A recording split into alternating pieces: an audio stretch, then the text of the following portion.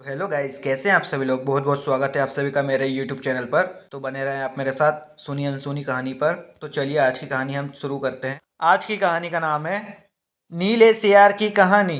एक बार की बात है, जंगल में बहुत तेज हवा चल रही थी। तेज हवा से बचने के लिए एक सियार पेड़ के नीचे खड़ा था और तभी उस पर पेड़ की भारी शाखा आकर गिर गई। सियार के सिर में गहरी चोट लगी और वो डर कर अपनी मांद की ओर भाग गया। उस चोट का असर कई दिनों तक रहा और शिकार पर नहीं जा सका। खाना न मिलने से सियार दिन प्रतिदिन कमजोर होता जा रहा था।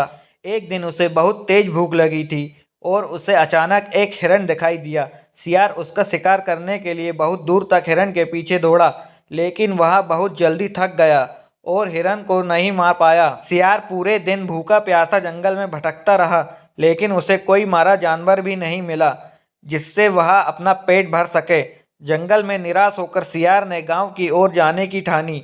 सियार को उम्मीद थी कि गांव में उसे कोई बकरी या मुर्गी का बच्चा मिल जाएगा जिसे खाकर वह अपनी रात काट लेगा। गांव में सियार अपना शिकार ढूंढ रहा था, लेकिन तभी उसकी नज़र कुत्तों के झुंड पर पड़ी जो उसकी ओर आ रहे थे।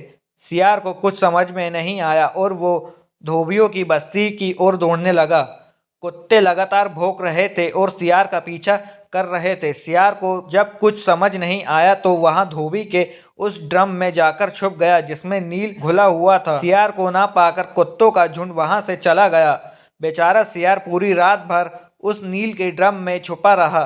सुबह सवेरे जब वहां ड्रम से बाहर आया तो उसने देखा कि उसका पूरा शरीर नीला हो गया है।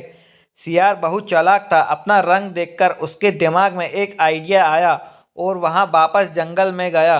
जंगल में पहुंचकर उसने ऐलान किया कि वहां भगवान का संदेश देना चाहता है, इसलिए सारे जानवर एक जगह इकट्ठा हो जाएं।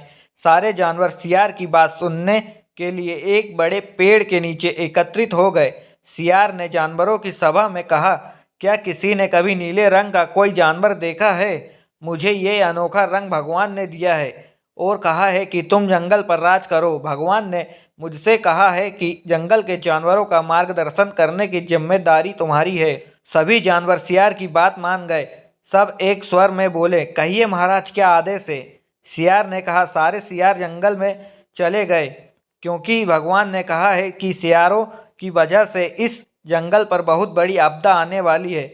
नीले सियार की इस बात को भगवान का आदेश मानकर सारे जानवर जंगल के सियारों को जंगल से बाहर खदेड़ आए। ऐसा नीले सियार ने इसलिए किया क्योंकि अगर जंगल में रहते तो उसकी पोल खुल सकती थी। अब नीला सियार जंगल का राजा बन चुका था। मोर उसे पंखा झालते और बंदर उसके पैर दबाते।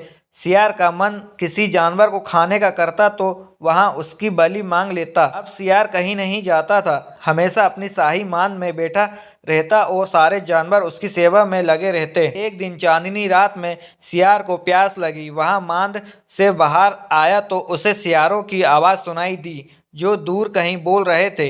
रात को सियार हूँ हूँ की आवाज़ करते हैं क्योंकि ये उनकी आदत होती है। नीला सियार भी अपने आप को रोक ना सका। उसने भी जोर जोर से बोलना शुरू कर दिया। शोर सुनकर आसपास के सभी जानवर जाग गए। उन्होंने नीले सियार को हूँ हूँ की आवाज़ निकालते हुए देखा। तब उन्हें पता चला कि ये एक सियार है और इसने हमें बेवकूफ़ बनाया है। अब नीले सियार की पोल खोल चुकी थी। यहाँ पता चलते ही सारे जानवर उस पर टूट पड़े और मार डाले। कहानी की सीख, हमें कभी झूठ नहीं बोलना चाहिए। एक न एक दिन पोल खुल जाती है। किसी को भी ज़्यादा दिनों तक बेवकूफ़ नहीं बनाया जा सकता।